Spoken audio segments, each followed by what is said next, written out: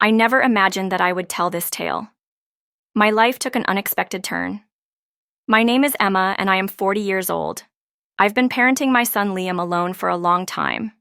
He is currently 22 years old, and we have always been close, supporting one another through the high and lows of life. When something unexpected happened one night, Liam looked really tired and said he didn't feel well. He had been working hard and studying a lot, and he looked worn out. He told him he could lie down on my bed for a while if he wanted to rest. It was a cold night, and our house takes a while to warm up, so I covered him with a heavy blanket. At first, it seemed like a mother helping her son, but as I lay next to him, I felt him move closer. I assumed he was strained to get warm, and I didn't give it much thought. But then he wrapped his arms around me gently, drawing me close, just like he used to do when he was younger. I was a little surprised, but he let it be the probably just needed comfort. I could feel his warmth next home. His steady breathing slowed down as we lay there as if he were falling asleep. The room was so quiet that I could hear my own heartbeat, which was strange but comforting. I didn't move to avoid disturbing him, telling myself it was just a mother comforting her son. However, after a while he moved again, moving closer to me under the blanket. I felt his arm wrap around me a little tighter, and I froze for a moment, not knowing what to think. Part of me wanted to say something to get out, but another part of me remained motionless. There was a tension in there that I couldn't ignore, and I wasn't sure why I felt this way. Suddenly, I was astonished by something that occurred unexpectedly. I felt something hard beneath the blanket, and my heart began to rush. I made an effort to remain composed and convinced myself that he was only my kid. Perhaps he wasn't even aware of it. I tried to ignore the emotions that were beginning to well up inside of me. As I lay there, I convinced myself it was only a brief, weird, uncomfortable time that would end. But as the minutes passed, I became aware that things had changed, and I was unsure of how to respond. Liam remained beside me, breathing steadily, but I could sense our growing intimacy. I tried to relieve the tension by saying something humorous, but I couldn't find the right words. I wasn't sure what I was feeling at the time, and I felt stuck. Then Liam moved a little and raised his head to gaze at me. I had never seen the gentleness in his eyes before, and it simultaneously gave a sense of security and unease. Although he remained silent, his eyes appeared to be asking me whether I was all right. I attempted to grin in the hopes that it would lessen the weird sensation, but it simply deepened the sense of quiet. Liam's hand remained solid and warm on my arm. His fingertips moved softly, almost unconsciously, and I could feel it. Every touch seemed to twinite something within me that I couldn't ignore, despite the fact that it was such a minor thing. I tried not to show him that my heart was pounding by maintaining a regular breathing pattern. I just lay there feeling totally engrossed in the weird connection between us, unsure of what to say or do. Even though I convinced myself that this was only a mother consoling her kid, my mind kept racing with inappropriate ideas. When we were alone beneath the blanket, however, I was unable to ignore them, even though he was my kid. I felt a closer connection with him while we were lying there that I couldn't explain. I experienced a sudden sensation that stopped me cold, a mix of bewilderment and warmth. I didn't appear to notice my struggle. He simply remained by my side, his hand moving gently and consoling, as though it were the most natural thing in the world. His breathing was calm and his eyes were closed, Ed once more leading me to believe that he was going to sleep. But then his hand moved slowly, up my arm, sending a shiver down my spine before he opened his eyes and looked directly into mine. I mumbled his name, barely able to get the words out because I wanted to stop this drawaway and create some distance, but I couldn't move for some reason. There was a question in his eyes, as if he was asking if this was acceptable. If I felt the same weird pull that he did, my heart thumped and my mind raced, but I couldn't bring myself to pull away because I felt torn between my role as his mother and the strange feelings that had surfaced. The tension between us was like a storm building in them, silence that neither of us. The air was full of unspoken words that we both felt, but couldn't bring ourselves to say. As he leaned closer, he felt my breath catch, and every thought I'd faded away, leaving only that moment between us now. Liam's hand was softly resting on my shoulder, his finger trailing as though he was hesitant too. For a minute, the world seemed far away, and all I could think about was how warm he was, and how I could practically hear his heartbeat. I tried to calm myself by closing my eyes and telling myself to pull back to break the closeness that felt so overwhelming and confusing. But then I felt his hand gently move up, brushing a strand of hair away from my face. It was such a simple, caring gesture, but it made my heart hurt in ways I could understand. When I opened my eye as I saw that he was staring at me with such tenderness and trust, and I could see every little detail, including the tiny freckles, the gentle curve of his mouth, and the way his eyes searched mine. I could tell that he was just ASL in this moment as I was, and remained like that, suspended in the silence as if time had stopped. I felt drawn to him, this person I had raised, but he felt like someone completely new to me in that moment, just as I thought we'd stay frozen in that silence forever. I took a deep breath to try to calm the rush of emotions inside me, hoping he hadn't noticed. "Sorry, Mom," he said softly, his voice full of uncertainty. I didn't mean to make things strange. Liam avoided my gaze, and I could see a hint of color on his cheeks, as if he was struggling with the same confusion I was. He pulled back slightly, breaking the trance. He looked away, almost embarrassed, and let out a shaky laugh, rubbing the back of his neck. This brought me back to reality for a moment, letting me realize just how close we'd been, felt uncomfortable around my own son for the first time in a long time, and was at a loss for words. I put my hand on his shoulder and smiled slightly in the hopes that it would help to calm him down. "It's okay." Liam nodded, and I saw a flash of relief in his eyes as I said, "It's just been us for so long, and we're both probably just feeling a little lost."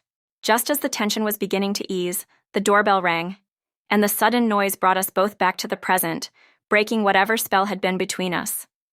I hastily got up, feeling my heart still racing, and went to the door, grateful for the interruption, only to find our neighbor Mark standing there. When I opened it, I recognized that I still had that weird vibe from the time with Liam, because Mark, who had always been amiable and someone I could rely on when I needed help, smiled, but kept his eyes on me a little longer than normal. "Hey, Emma." I attempted to gather myself in the hopes that he wouldn't notice anything out of the ordinary. His voice was pleasant as he spoke, "To check whether you needed anything. I decided to stop by. I can assist you with any heating problems you may be experiencing, since I am aware that it has been a little cooler lately." I had an odd rush of relief, and I briefly allowed myself to unwind. "Oh, Ismailed," and said, "Thank you, Mark. In fact, it does get a little cold in the house. It would be much appreciated." As Mark entered, I sensed Liam observing us from the hallway, his countenance inscrutable. As Mark moved around checking the heater, he asked me how things were at home. We struck up a conversation, but I kept looking at Liam, who remained silent and watched us both with an odd intensity. I looked back at him, and for a moment, I saw something in his eyes, a flicker of something like jealous. Though he tried to hide it quickly, this startled me and left me wondering if he was feeling more than he wanted to admit. I sensed his uneasiness, which created a new level of tension in the room. I was torn between trying to make things easier with Mark and knowing that Liam was there, his eyes never leaving us. After a few minutes, Mark smiled warmly as he turned to face me. "Okay, Emma. Everything appears to be in order here. If you need further assistance, just give us a call." I thanked him, and as he walked away, I could feel the tension between Liam and myself increasing. He was standing there with his arms crossed and a stern expression on his face as I turned to lock the door. "Liam, are you all right?" inquired in an attempt to learn more about his thoughts. He looked aside, shrugged, and said quietly, "Yes, I'm all right. Simply didn't think Mark would stop by." I wanted to talk to him to find out what was going on between us. But before I could say anything more, he left me and went to his room without saying anything else. The door quietly closed behind him, and I stood there feeling a weird mix of relief, confusion, and a lingering sense that something wasn't quite done. Stood there looking at Liam's closed door with an inexplicable pain in my head, my thoughts racing with everything that had just transpired. our intimacy, the way his eyeshadow lingered while Mark was present, and the odd, unsaid tension that seemed to be waiting to re-emerging bubble. I walked Tommy room and sat on the bed's edge, repeating all of my knowledge. I wasn't sure how to deal with it, but I couldn't ignore it indefinitely. I heard a gentle knock on my door at that very moment. I wondered whether Liam had returned, and my heart leaped a bit. I said, attempting to sound steady, "Come in," with an inscrutable look. Liam opened the door and entered. He approached and took a seat next to me, while glancing down at his hands for a minute. The air seemed thick with everything as we sat there in quiet. At last, he said in a barely audible whisper. He trailed off, seemingly struggling with his words, and I apologize if I made things awkward before. I have no idea what's going on. I put my hand on his and gave it a little squeeze, since it's been just the two offs for so long. Things might occasionally become complicated, but it's all right. Liam. Perhaps we're both feeling a bit disoriented right now. He nodded while continuing to stare at his hands before turning to face me. His eyes were loaded with a range of feelings. For a moment, I considered reaching out to give him a hug, to reassure him that everything would be okay. But I wasn't sure if that was what he needed, or if it would make things even more complicated. So I just sat there and let the silence speak for us both. He said it softly, almost as if he was afraid to admit it. I didn't know how to respond, and I felt my own heartache with that same confused confusion. Perhaps we could simply stand back and consider everything. Liam, I said gently, it's okay to feel close, but it's also okay to need space to figure things out. He nodded slowly, but then in a surprising move, he leaned his head on my shoulder just like he used to when he was younger. It felt comforting, familiar, and with that strange edge to it that I couldn't ignore. I felt my heart soften, and I put my arm around him, pulling him close in a way that felt safe.